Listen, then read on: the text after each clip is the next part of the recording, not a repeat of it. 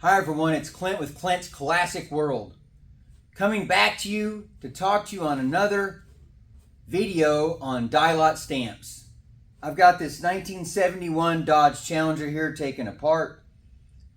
I want to go over the DIOT stamps with you, and let's talk a little bit about, the different order that possibly these stamps should be in.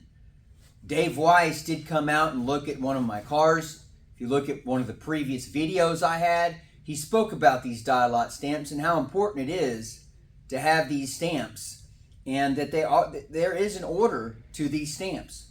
Now, what I want to do is let's go through this together, and let's look at, I'm going to do the front portion here of this car. In this first section, I might do a part 2 here on some other, the midsection or maybe even the rear of this car. But let's just look at this together and check out these DIOT stamps. And I'd love to get your input as well on what you think about these stamps.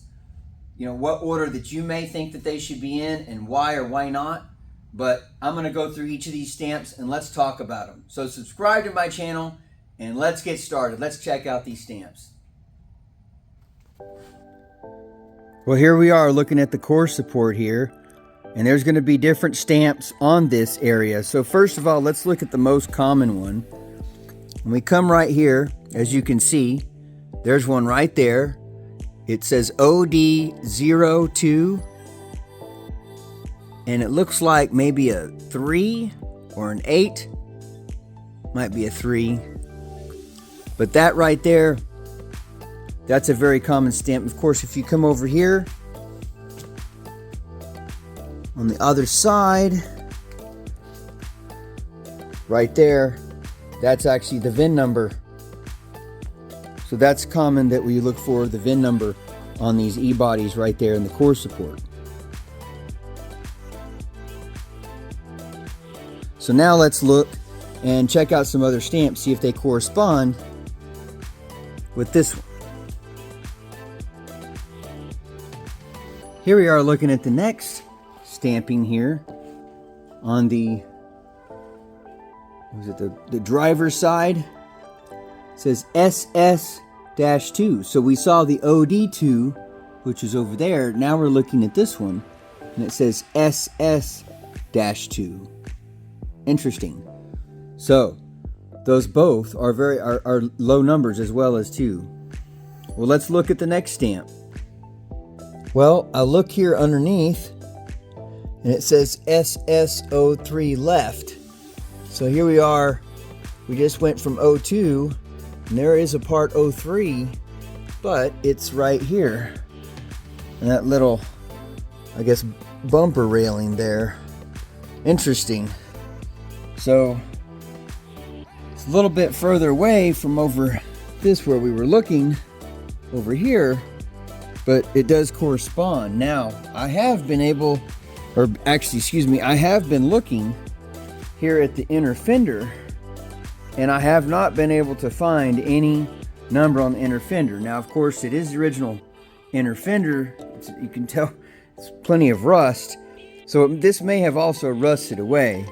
Now, we were looking down here at this bumper. Now, let's look right up here and follow it up, and look at that. That's a SS5L. So remember, this was SS3, and if we were over here, that was SS2 on that area. So we're coming back over here, so SS3, and then we come up here and it's SS5L, of course, for the left. So let's continue looking for more stamps.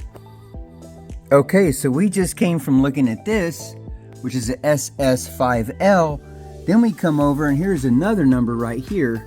And if you can see it, looks like it says SS43L for the left.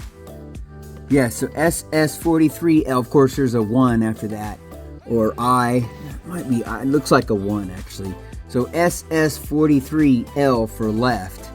That's interesting. Then if we come down here, get out of there, and we're still over here, so you can see the rust here. So there could be a number up there that we can't see because it's gone. But if we come down here, further down, look at that. that looks like SS49. Okay, so that's maybe 43. This is 49. So, okay, now we're corresponding to different numbers. Now, of course, here's a number here. It's really hard to see, and we really can't get access to that number there. So that's going to be difficult to see as well. So that number probably might be close to that one, but we just can't tell because it's on the inside. It's hard to read. But you can definitely see this. So it looks like maybe some numbers changing here a little bit, but we'll just have to keep looking. Let's keep looking at these stamps. Okay, so we just got done looking at the stamps down here. Let's look over here. Here's a stamp right here. Well, here we go. There's another one, SS37L. Well, there you go. So actually, these numbers are really close. They're corresponding. The 40s and the 30s now, right up here. So, it's very curious. All of a sudden, it changed and went from low numbers to high numbers. But that's okay. This is a learning experience. So let's continue.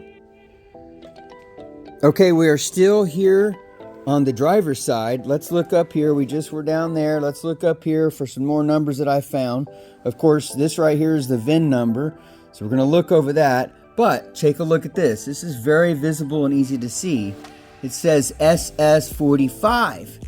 Oh, interesting. Now this one's a little bit more difficult. It looked like to me, let's see, here we go, right here. It looked like to me when I was looking at it, and it's hard to look, guys. I'm just really sorry, it's hard to see. But to me, it looked like it was SS46. So those would correspond correctly as well. So it's looking pretty good on these numbers that, how they correspond on these DIOT numbers. So let's continue. Let's keep looking and checking out these numbers at different places on the car. Okay, so we were here. Now, I also found a stamping. I did find a stamping.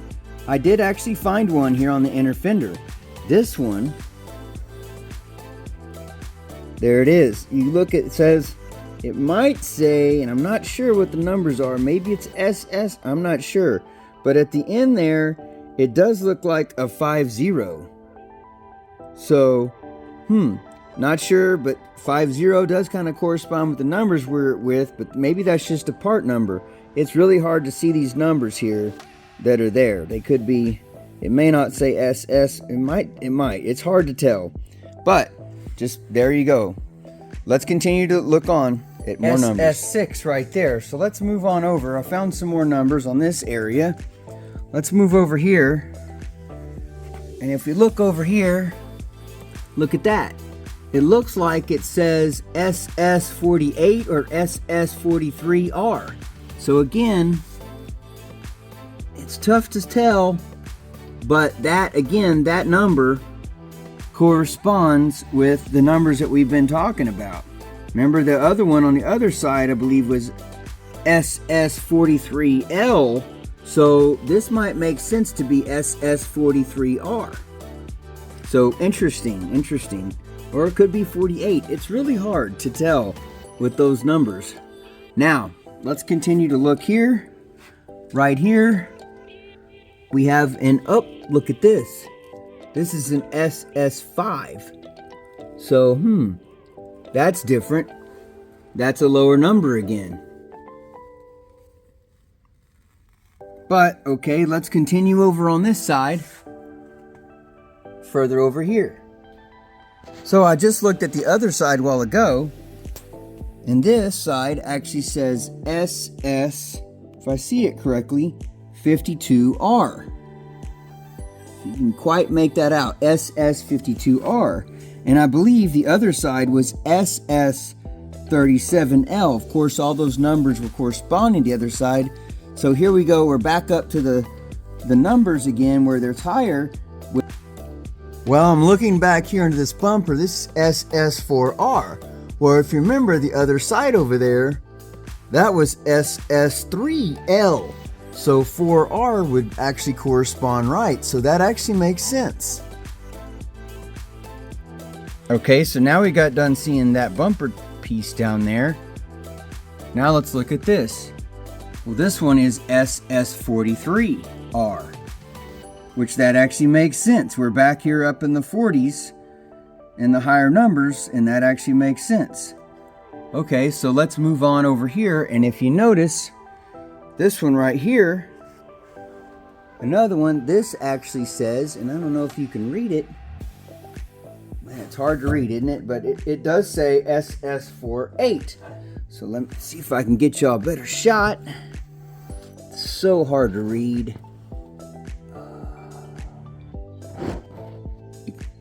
SS, it's upside down, but it's 48. There you go. You might see the 48 now. So, yeah, so there you go. So these numbers, there are some that are low in the middle of some of these other ones, but a lot of them do correspond. As you notice, some over here were lower, over here were lower, especially starting right over here, and they were low on that side, and then of course it seemed like they started increasing as we got further around, and they jumped a little bit over here to the 30s, and the numbers continued to increase to the 40s, stayed in the 40s over here, some in the 50s, and then we did have like a 5, I think, over here.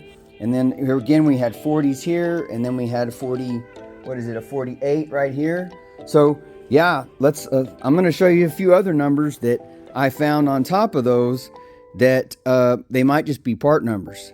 But, you know, hey, let's just take a look at those as well. Let's take a look here at this frame rail. If you look right here, it says, looks like a 0663R. That's an interesting number there. It's 0663R. Now let's look, that's on the passenger side, okay? So let's take a look here on the driver's side. Oh, I'm trying to move here. That says 066S3L for the left side. So okay, so those do correspond. So that's good. I'm not really sure. I guess those are those part numbers, I'm assuming. Well, maybe not. But they do correspond, so that's good. Now here's a number, folks, I'm really not sure of. And if any of you guys know what this is on that frame rail here on the 71. If you look there, it looks like a 271 and has a space and then a 1. Just interesting. I'm not really sure what that number is there. But again, it's on the passenger side of this 71 Challenger. Here's another number. Now this is on the lower part of the core support. Looks like 076. Not sure what that other number is there. It looks like it's missing something. Not sure what it is, but maybe 076. Some number, maybe 3-2. So 076. Not sure what the number is there, but then 3-2. That looks more like a part number to me. But if y'all know, please let me know. Okay, folks, there was the video. That was the first series of, I'm probably going to do another video in regards to more of the DIOT stamps on different other parts of the car, the midsection back. But I just wanted to kind of go over this.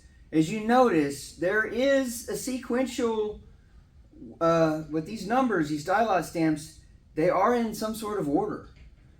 Some of them, though, of course, interesting. You look at, we saw a few numbers that were, okay, this was 5. Well, then all of a sudden from 5, we jumped to, or from 2, we jumped to 40 or 30s. But if you looked at them several, like especially right here, that's a 45, 46. Some of the over here was 30s. So we ran from like 30s to 40s and even 50s on that side of the car. And so, you know, they flowed, and there was some 40s over there. So it did seem that looking at these DIOT stamps, they're going to be somewhat close in numerical order. So if you're looking at a car and you want to look and investigate a car, and you go check it out, and you're like, you know what? Let me really check if this is original. Now, this is going to be tough because this car's been already stripped and it's in primer. So it helps to see those stamps better. When they have tons of paint on them, things like that, it's hard to find these stamps. But with that said, if you can go if you can go and look at these cars, and when you do, if you can see these stamps, it would be really good to take a look at them and see if they're somewhat close in order. Because if they are, then that even gives you that much more hope that this is a car that's more original, that when you're looking at it. And that's really important. I mean, Dave Weiss even mentioned it. So again, I made this video for you all and for me because we're learning here together. And I want to know just as well as you. If you have any comments, you have any knowledge that, hey, this is why those DIOT stamps went from 5 to 30s or so on and so forth, or why they start low here and then travel high and then, you know, they're around all the same numbers here. Why aren't there a lot more lower numbers is one of my questions, because we kind of just jumped to the 30s and 40s over here. So it's interesting. But with that said, I hope you liked the video. Subscribe to my channel, and I'll be sending you more videos coming up. See you next time.